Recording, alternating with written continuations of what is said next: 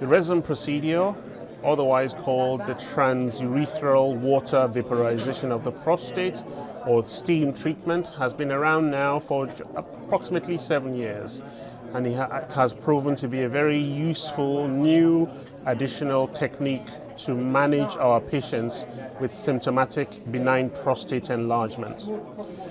Briefly, the resin contains a device mounted on a Storz 30-degree telescope, and under direct vision, the prostate gland is treated at precise intervals, at 1 centimeter intervals from each treatment.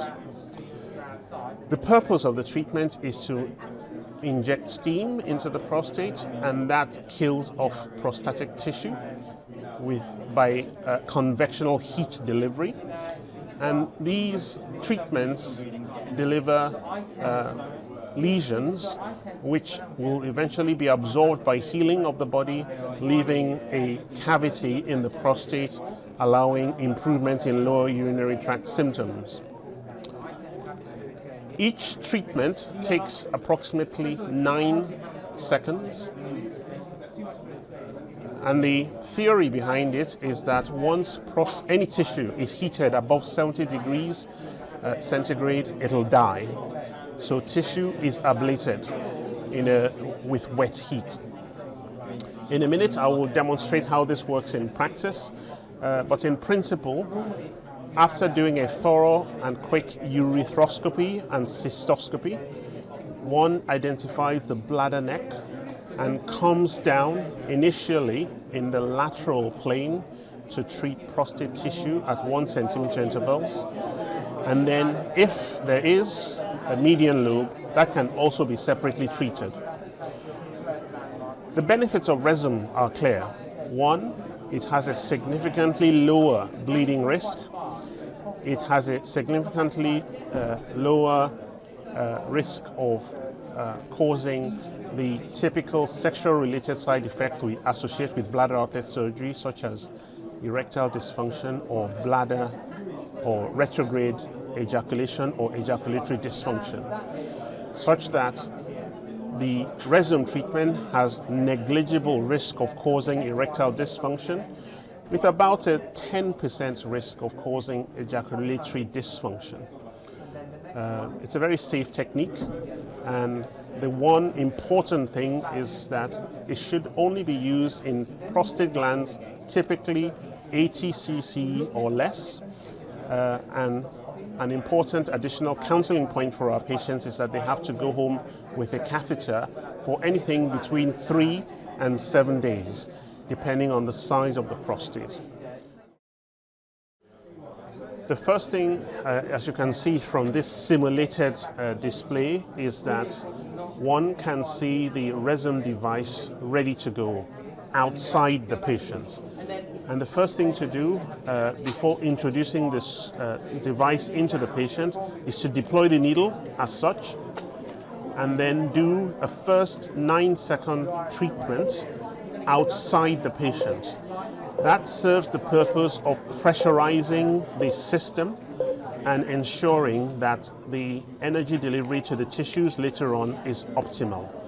Now the needle is retracted, and then one starts the initial urethroscopy, as you can see on this screen.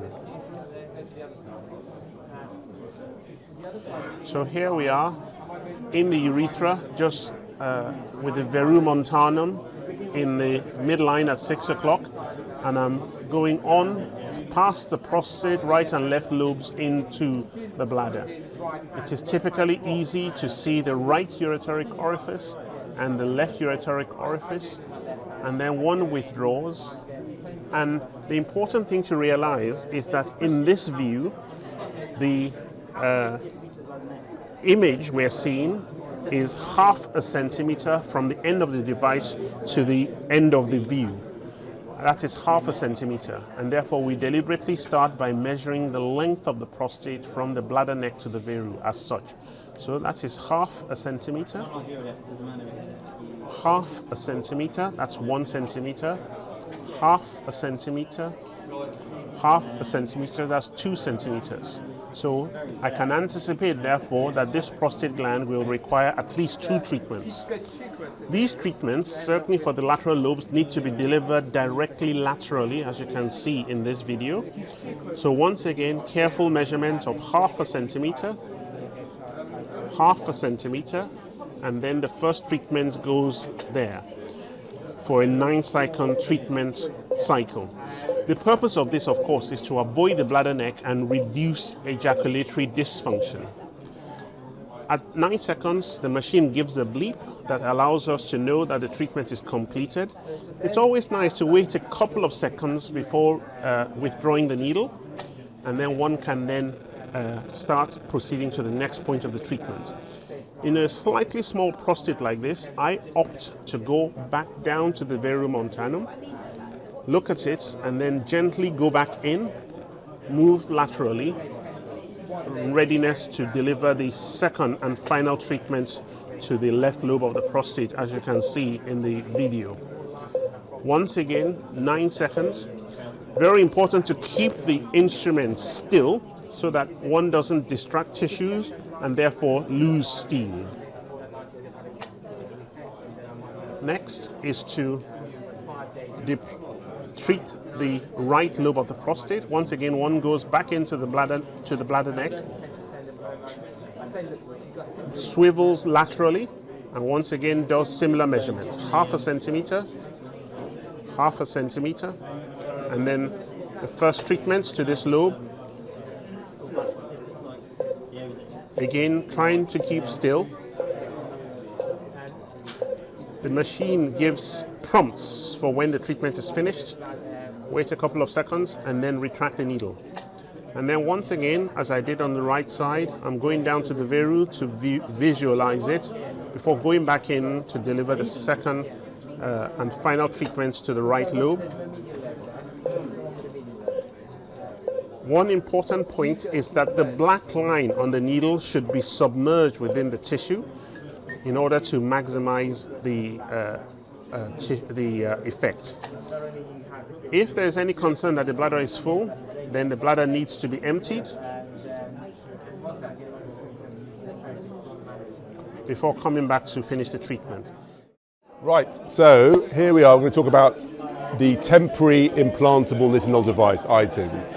So I guess that's one of the keys that's different to the other things we're talking about, as this is a device which you place and then remove. Okay, so for some people, patients, that is something that's attractive to them as an alternative to the different minimally invasive surgical treatments. And it is a minimally invasive surgical treatment, so its direct comparators, if you like, are Urolift, they are Resume, I suppose to some extent PAE, but really it's the Urolift Resume difference, and it sits in this camp, and this is the way we need to think about iTIN and where it may sit in your conversation with patients.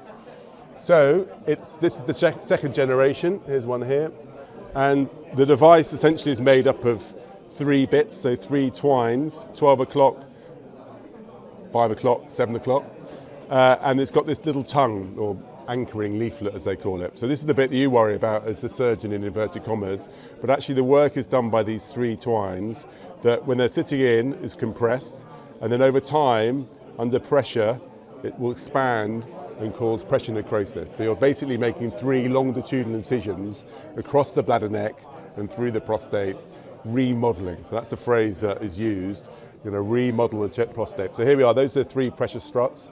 There's the anchoring leaflet, which just sits on the prostate side of the bladder neck. That's what's going to fix it in place. You leave that there for 5 to 7 days, it does its work, and then you take it out, okay? So the leaflet keeps it in place over that period of time. Here's an incision at 12 o'clock, which is really the biggest one, you can see from the shape, and then off at 5 and at 7. So that's what you're doing. Here's just a video then, which sort of runs through it all, and just shows you how easy it is, because this is really technically straightforward. I do it with a rigid scope, most people do who do it, and that's a 22.5, but you can use down to, I think, a 19 French scope you can get away with in terms of delivering the device. So first of all, just having a look inside, make sure you haven't got the diagnosis wrong, and particularly make sure there's no significant middle lobe element, because that really is a contraindication now, okay, and we'll come on to why in a minute. But so essentially you're just getting into the bladder. So you can see this guy's got a small prostate, high bladder neck. Remember what that looked like? So we're going to see it at the end after treatment. So may I ask, is this under GA? Under sedation, so I do it under propofol sedation. Yeah. You can do it under local, people do, and people will tell you, Mr. Muir over there will tell you how he does it. I think actually that it's important to under sedation, because I really think about when they wake up about what discomfort they have. You've got this thing suddenly appearing in your prostate which is expanding, and I think preloading them with analgesia and sedation means that they're less likely to wake up in significant discomfort. And like with all pain, if you start off with pain, guess what? You've got pain for the 5%. If you start off with little or no pain, then actually the period of those 5 to 7 days when it's in there is a completely different thing. So I think I would do it under sedation, and I tell the anaesthetist it's going to hurt. So they give them, if they think it's not going to hurt, they give them nothing. If they think it's going to hurt, they load them full of painkillers, and you want them to be on that side of things. So now, first of all, we've just had a look inside. We've taken the telescope out, so you've got the sheath, and you've just pushed, I can't go back now, we'll show you. You push the device, here we are. This one here, into the sheath, and then you push this forward until you feel it pop into the bladder.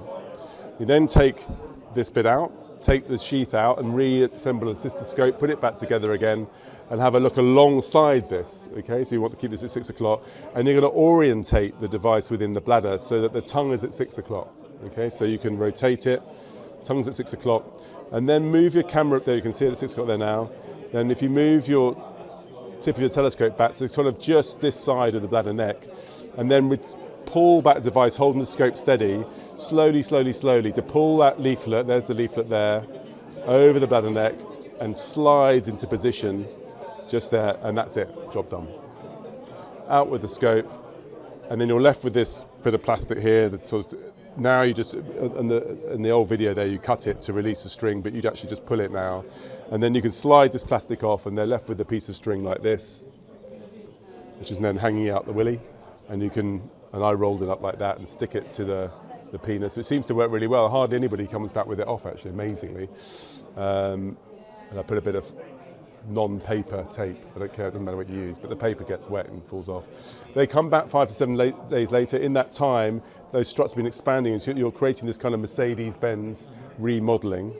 And you take the piece of string, and through a 22 French open-ended catheter, like this one, I can't pass it down because it needs lubricant, but this is a snare, and you pass that down, tie the bit of suture onto the end and feed it back through again, so you can then railroad your catheter over that piece of string, keeping everything nice and straight.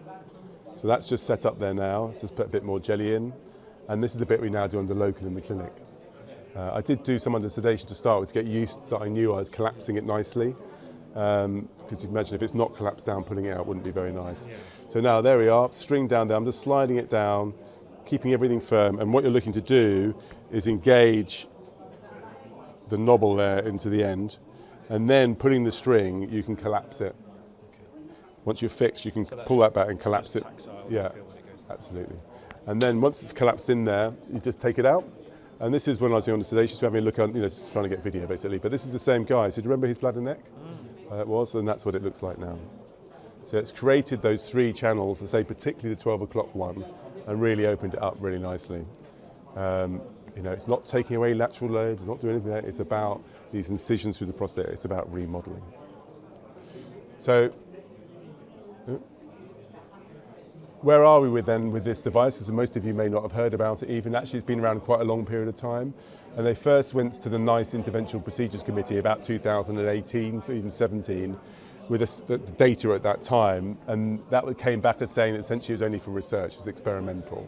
And there was a bunch of data sets that they required to say, yeah, come back to us when you've got this and we'll give you the next badge. As we've moved to time, we've got some more data. So this is the first 3 trials, MTO 1, 2, and 6. Just note the prostate volumes here. So we're talking about relatively small prostates within all these trials, but obstructed. MTO 1 is 3-year data using the original generation 1 device, which wasn't a lot different, but it was slightly different from Turin. So that's a guy called Paul Pelia. And you can see the level of symptom improvement IPSS, 20 down to just below 10, 50% improvement. You're pretty much in line with the other Eurolift and Resume type outcomes. Not a lot different. Same with the flow rate, 2 point or so improvement. MTO2 was a multi-centered, so the next thing was a multi-centered European trial, 8 study sites in Europe, 80 patients, all had washout, prostate volume inclusion criteria is less than 75, but you can see the average was 40. So again, smaller size. Endpoints was really about IPSS, and and it was done under sedation and removal under local anesthesia, so much as I still do it to this day. Same kind of improvements in IPSS again, about 50%, same in flow rate, so again in that same range we've seen before, same with those. Sexual function was assessed using yes/no questions, so not any validated questionnaires, but all patients described complete maintenance of antegrade ejaculation and normal erections. All these adverse events are really about when the device is in there. So when it's in there, they know about it. So, guess what? Blood in the urine, guess what? Pain, guess what? Urgency. And all that really resolves within 24, 48 hours its removal. So yes, they're captured in this way, but actually they are not long-lasting events. And you can say whether patients are up for that or not, but that's part of the package of when it's in there. A failure analysis was performed to look at, those patients just did badly. There's literally no benefit. And basically it was men with middle lobes. So that's where that advice has come from. It's from this study saying, listen, we looked at our failures, why were they failing? And basically it was patients with significant middle lobe elements. Now you can ask me, what is a significant middle lobe? And that's a good question. And that's something that I don't think is a specialty we have a real answer to. And I guess it's what the urologist or the surgeon thinks at the time is a significant middle lobe. But that's part of the advice now in terms of delivering this. They've just published 6-year outcome data from that trial, so all the people who failed were out, and they're left with I think it's 50 or so patients with 6-year data. And the key of it is it just shows maintenance of that improvement. So the same kind of level of improvement, but maintained out to 6 years. Yeah, it's only 40 odd patients, and the reoperation rate is very bizarrely low. So take it with a slight pinch of salt, but again, it's useful, it just gives you an idea that there is longevity to it to some degree. It's not just a flash in the pan kind of product. MT06 was the next one. This is another multi-centered European trial, and they looked at all the same things, but specifically used MSHQ and SHIM questionnaires, answered the question about sexual function using validated questionnaires, and there was no impact upon sexual function. So again, we've seen now validated questionnaires demonstrating no impact upon erections or ejaculation, same kind of improvements in IPSS, flow rate, etc. And if you overlay those 3 studies, you see reproducibility. So it's not that one was better than the other, it's a pretty reproducible outcome. So that's important, I think, when you're looking at these. It's not just about one study here, or there could just be a one-off, it's reproducible. Is this all the same device? It's not variations from different companies? No, it's all the same device, but there was a first generation for the MT01 and then the other 2 were MT02. And then this is the final study that's been published, is MT03, so that's the prospective randomized trial versus sham. So that's the study that had to be done for UroLift first and then resumed, so that was the PUL study and the pivotal study, and that's what got them FDA approval, and this got ITIND FDA approval in February 2020, so 2.5 years ago virtually now, since they've had FDA approval. Same outcomes, I won't bother to go through it all. It was randomized 2-to-1, but it's the same outcomes in terms of IPSS all over again. So we've now got all this data set, in terms of outcomes. You've got 3 years plus now some 6-year data, randomized study against sham. This is where a device starts in terms of having enough evidence to say, yeah, this is a thing. We know what effect it has, we know it's reproducible, and we know that it has no impact upon sexual function in terms of dry ejaculation or erection. So this is where it sits properly in those minimally invasive surgical treatments, different to the other options. It's a different way of doing it, it's a different approach, but with quite similar outcomes in terms of symptom and flow improvement. We don't know about longevity and true reoperation rates. It's not at that point. The next place they're going to is a prospective. If you want to get into EAU guidelines, you need to be randomized against a standard of care. So Resume have never done that to this day because Boston don't feel it's worth it. Olympus are taking a different approach and they're being randomized against standard of care, and it was going to be against TURP, but since UroLift is the first of these to be placed in those standard pathways in terms of surgical management BPH, then now MT08, which is the last study, will be randomized against UroLift. So it'll be ITIND against UroLift. And we're looking to launch that as a global randomized study towards the end of the year. And so that data set will be running as well. So all power to them for investing in these. Are $10 million studies, and you've got to put your money where your mouth is. And so that'll be the next data set that's coming along. So where are we in the UK though? It's back with the NICE Interventional Procedures Committee, and in September 22 it's either going to be stepped up to special arrangements, which means you can do it but you've got to demonstrate training and audit collection and inform the patient, or standard, which means you can just do it. We just have to wait and see where they go out. Hopefully, of course, it'll be the top one. In which case, this is a treatment that people can look to introduce into their units as they want. Now in prostate, that's the neck of the bladder, that sort of little lumpy bit, and the bladder's beyond that. So if you get into the bladder, that's great. So now you're in the bladder, you take out the telescope. Down here. That's the camera. That bit there, just undo that bit. You stalled or something. Right, pop that down there. And now what you're going to do is feed the device in. This is how it comes from the nurse to you.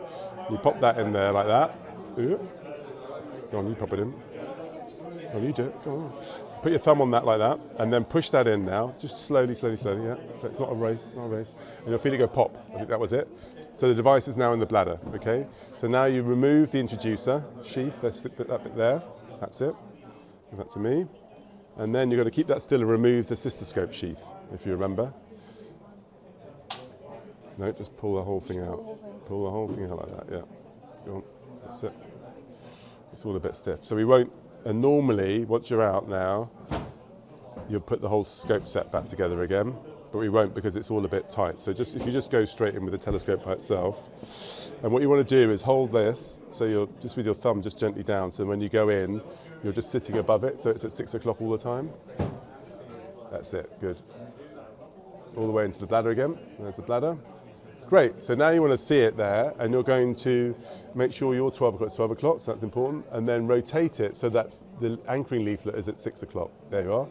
So now hold it, you're going to hold that still, bring the telescope back to sort of mid-prostate. Yep, a bit further, there you are, perfect. Oh, no, a bit too far. And then pull the device back now, slowly, slowly, slowly. Yeah, and you want to see that tongue is just going to pop over the bladder neck, okay? Keep going, keep going, a bit more, keep going. You can pull your telescope back a wee bit, just move back, that's it, yeah, a bit more, a bit more. It'll go pshung when it's down. Okay, in position. Right, that's it, telescope out, job done. That is the procedure. Yeah, that is it.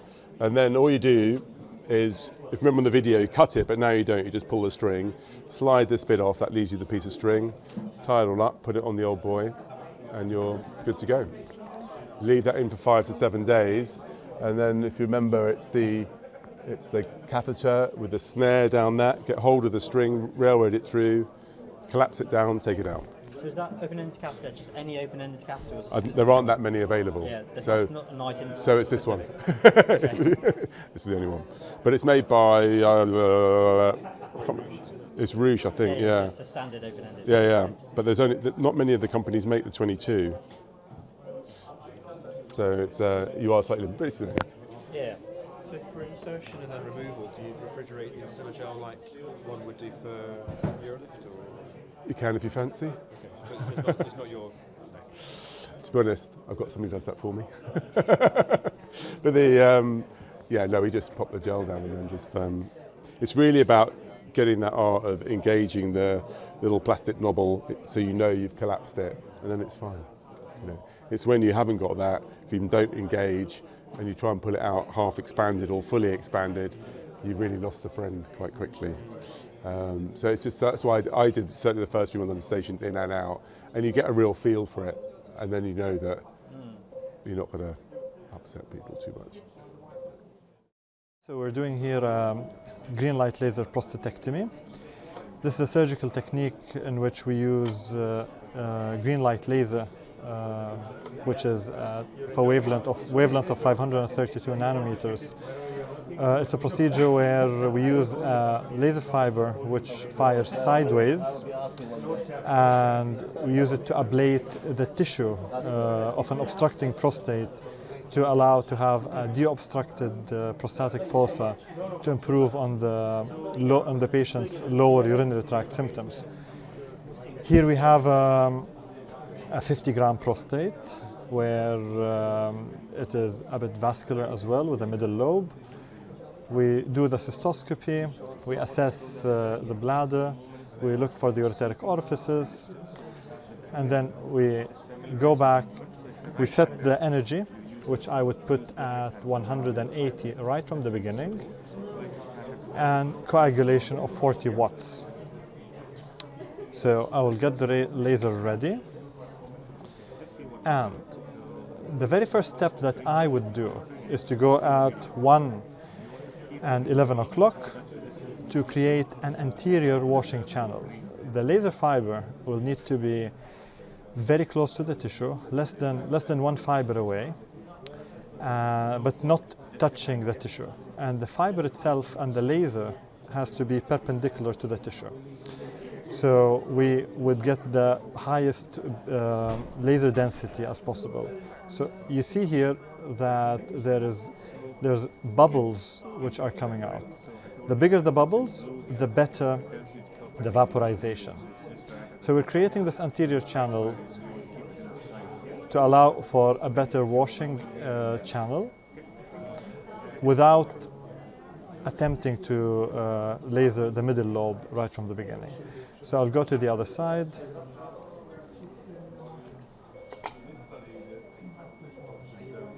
And create the anterior channel.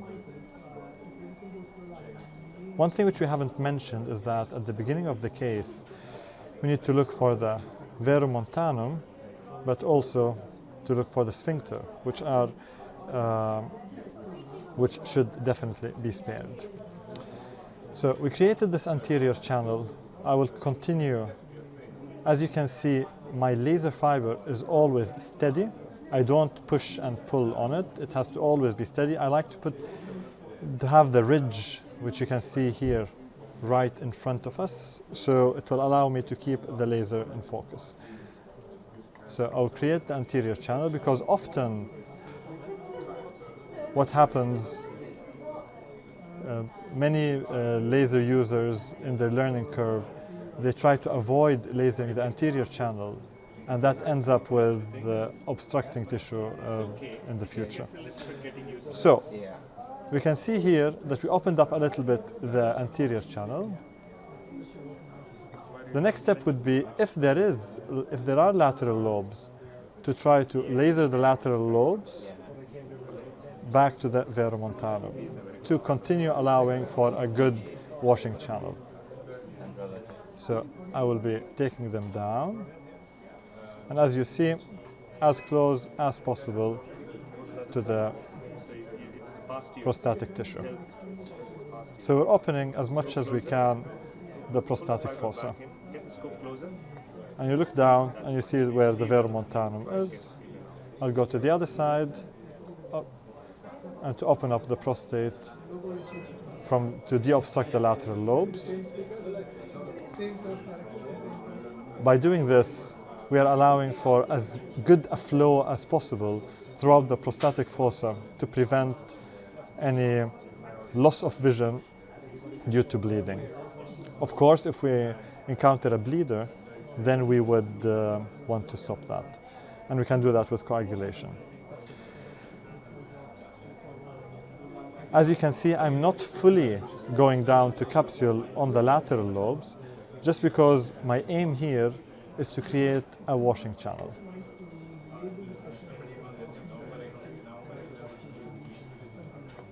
Go to the other side and to open it. The next step will be going and opening the bladder neck at 5 and 7 o'clock, creating a trough on each side of the prostate, on each side of the middle lobe. So at this particular stage, I would get the laser fiber closer to the scope, and I would go in and try to open the bladder neck at 5 o'clock initially.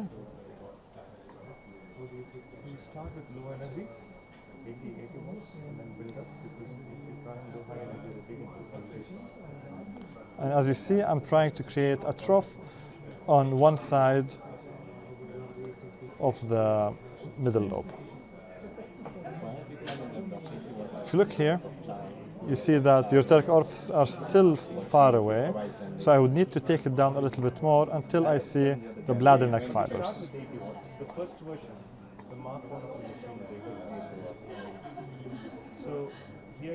So I'm trying to take down the the prostate tissue down to the bladder neck fibers, down to the capsule on one side of the prostate, on one side of the middle lobe, as you can see. That's the middle lobe here. I can go to the other side and do the same thing. And by doing this, we do delimitate one side and the other of the middle lobe down to the prostatic capsule. And that will define the anatomy very well to be able then to take down the middle lobe and fully deobstruct the prostate. Once we do this, we actually know what's the level of the prostatic capsule, because we're taking it from the bladder neck, we're opening it up a little bit more. In real life, the anatomy is slightly better defined, of course, and you can see the bladder neck fibers immediately at this stage. So I'm just coming back. As you can see, my fiber is steady. I'm trying not to pull and push on the fiber as much as possible. Most of the movement is a rotational movement, and most of the of changing the position is from the scope rather than from the fiber. So you see there's one trough, which is one valley, one mountain, another valley, okay? So then if we want to do the middle lobe, we already know the depth to which we can go. So I will be lasering it from top to bottom, knowing top to bottom from lateral to medial. And I'll come back on it.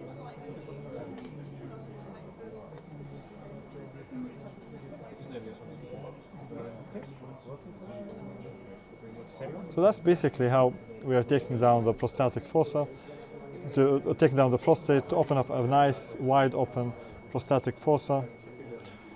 If you have a morcellator, you could take down this middle lobe, starting from vaporizing from bottom to top, and then you just cut down because you've defined where the capsule is on one side and the other, and you can just throw it into the bladder, and then you can morcellate it. But in this case, we're just going to go and vaporize it.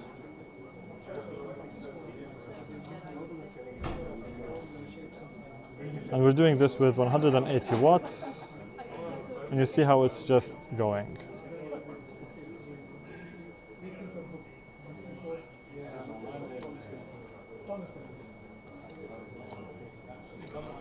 And then you can go from the top and to take it down.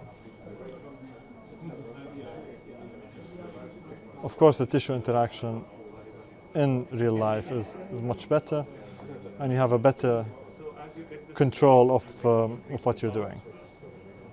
Simulators are really good, but they remain simulators. They're not an exact representation of what we're doing. So, got one end here, got one on the other side. So, it's the mountain with the two valleys. I usually, in my practice, I enucleate the middle lobe rather than vaporizing it, because as you can see, it can be slightly time-consuming. But if you don't have a morcellator, it's absolutely the right thing to do to take down the middle lobe, as I have done.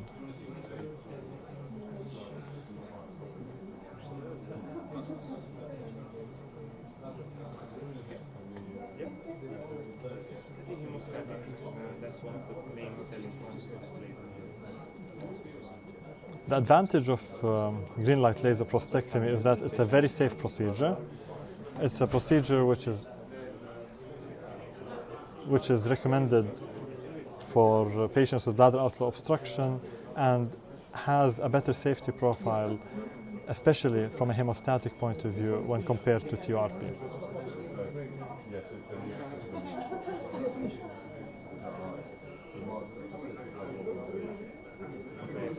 So, you know in TURP you make fiber blocks and center blocks. What's very important in learning green light laser prostatectomy is to try to get out of the mindset of TURP, because during TURP you'd be moving you'd be moving the loop in and out. And that's a very common issue with that any experienced TURP surgeon, when they want to learn green light, is that they will be moving the fiber in and out. So leave the fiber steady and try as much as possible to take the tissue all the way down to the capsule that you have already defined. So this one was what? Patients usually have a catheter at the end of the procedure. I leave an 18 French 3-way catheter and I send them home on the same day with the catheter for district nurses to remove the catheter in 48 hours. We follow up all patients at 3 months.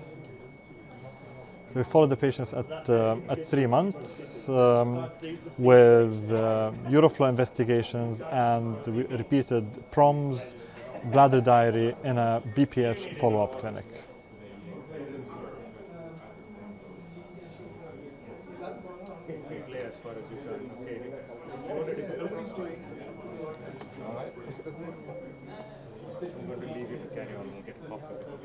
Okay, doc. And that's quite a nice and wide open fossa. In real life, of course, we will need to take down all the adenomatous tissue down to capsule on the lateral walls, on the lateral aspect of the prostate, but mainly as well on the posterior aspect of the prostate. It's very reproducible. All of our trainees end up learning how to do a proper anatomical green light laser prostatectomy by the end of their rotations, and it does count as an indicative number for their training. So my name is Mr. Viney During. I'm a urology consultant based in New Cross Hospital in Wolverhampton. I'm going to talk to you today a little bit about UroLift, which is one of the minimally invasive surgical techniques which we use for the treatment of benign prostatic hyperplasia. So UroLift is a procedure which involves the implantation of a device which pulls the prostatic tissue apart, leaving a clear way in the urethra for urine to pass. The devices are implanted endoscopically, which means that there are no cuts involved at the time of the procedure and can be done under local anaesthetic or under local anaesthetic with sedation, or indeed under general anaesthetic. One of the main benefits of the UroLift system is that it does not cause any form of erectile or ejaculatory dysfunction, which is a side effect which is common to many of the other treatment modalities. The fact that it can be done under local anaesthetic as well is also a huge benefit for patients. The procedure is often used, therefore, in those patients who wish to preserve sexual function, or indeed those who may not be fit enough for general anaesthetic or spinal anaesthesia. So under the desired anaesthetic, a cystoscope is passed through the urethra, an inspection of the bladder is made, and then we will use the device in order to implant the UroLift implants themselves. 4 UroLift implants are commonly used. When we come to the simulation part of this talk, I'll explain exactly where it is that we would place the devices. UroLift has now been extensively studied. The original randomized controlled double-blinded placebo with sham study, or the LIFT study, did show long-lasting and durable effects of UroLift in terms of improving patient quality of life, improving IPSS scores, and also an improvement in maximum flow rate. In terms of side effects of the procedure, the LIFT study showed that dysuria and some hematuria were the main side effects, although mild and usually resolved within a 2 to 4 week period. Since UroLift was first indicated, there have been newer indications that have been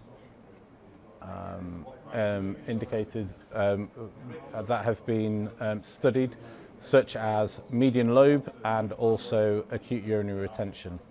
The MedLift study was used to study patients who had a median lobe, and although the implantation of the device is a slightly more advanced technique than a standard UroLift, this showed similar improvements in IPSS scores, quality of life scores and flow rate as the original LIFT study did, which meant that now even patients with the middle lobe are amenable to Urolift. The Pulsar study was a study looking at acute urinary retention. This has showed that in patients with acute urinary retention, not only in the vast majority of those patients could they be made catheter-free, that their IPSS scores and quality of life scores were also vastly improved.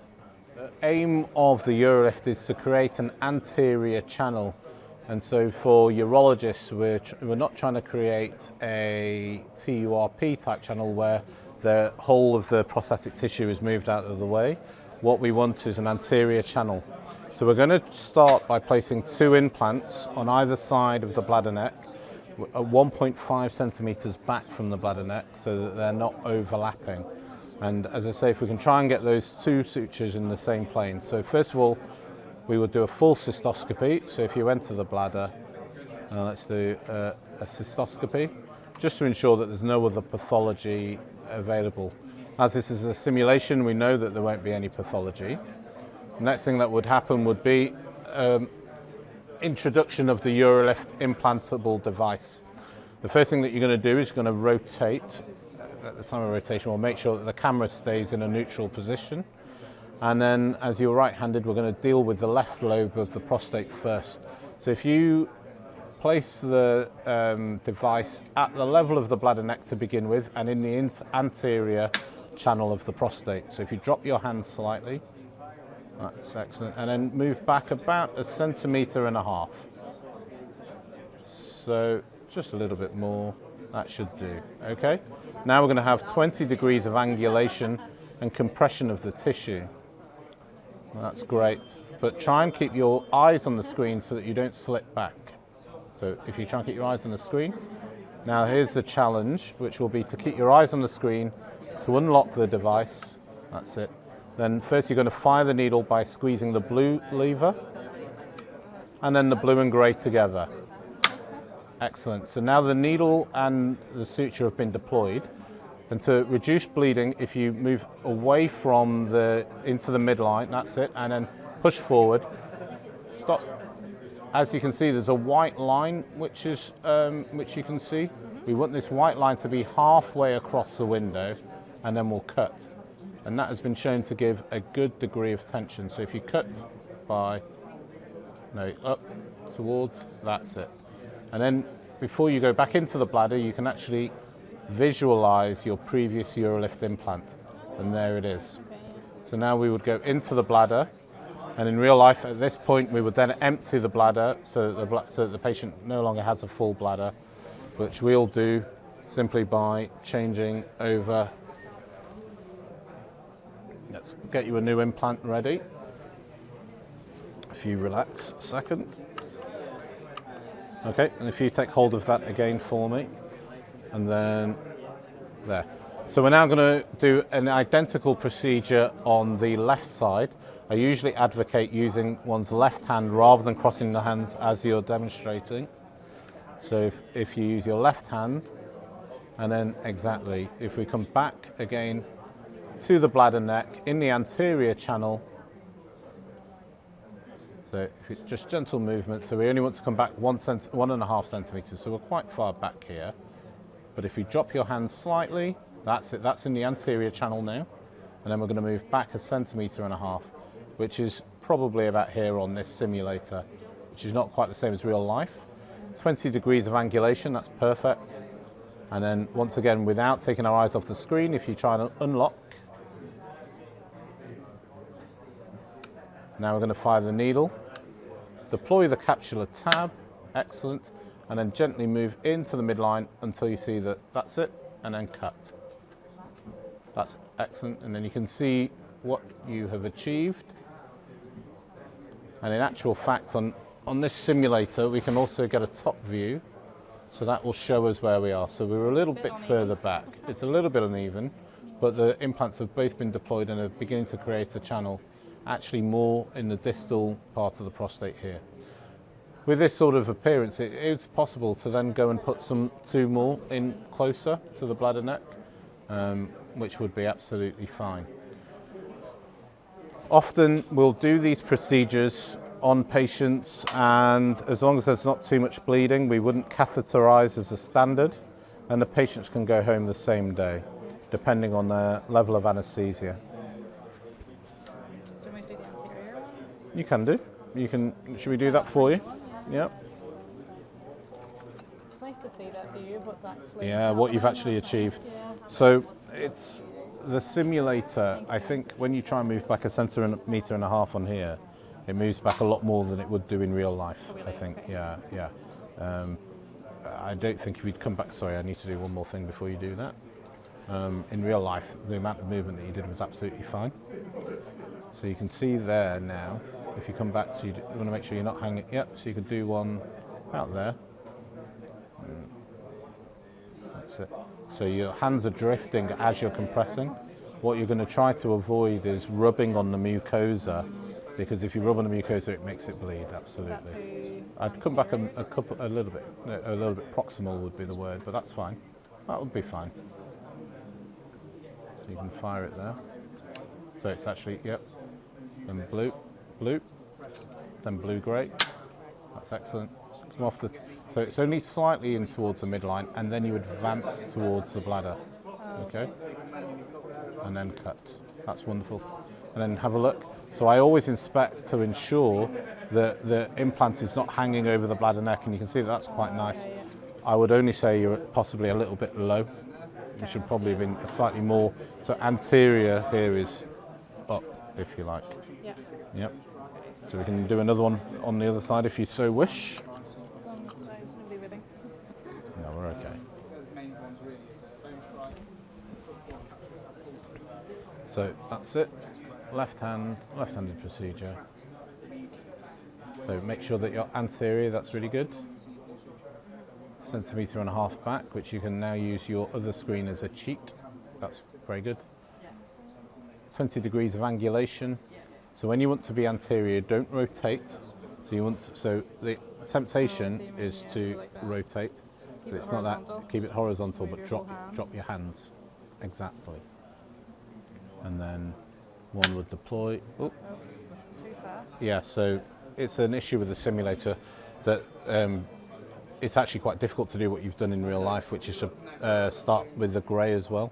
It wants very much a definite blue, then blue-grey. So if you just go back into the bladder, we'll do that again. Oh, I need to, sorry. There we go. Oh, and I don't think you'd unlocked it. It's pulled towards you. There you go.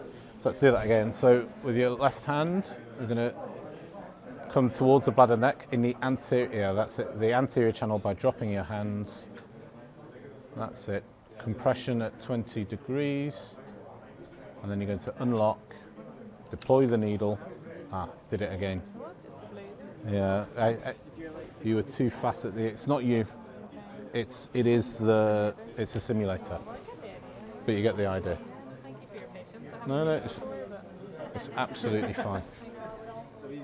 No, I need to. You can have one more go. Go on, let's go. Let's finish on a high, shall we? So there you go. So we're going to come back to the bladder neck. Make sure you're in the anterior. That's good. Yeah. Find your position and then compress and angulate. Not over the. We don't want to have any over compression because that can actually translocate the whole prostate, which can lead to bone strikes. That's it. That's the needle. Now you're going to deploy the capsular TAM. Excellent. Come off, and then now move towards the bladder. Towards the bladder. Stop there and cut the device. So that was very good. The only critique I would say from that point of view is don't go beyond the midline when you come off the urethra. So while you still had the suture attached, because you were coming off the urethra, but your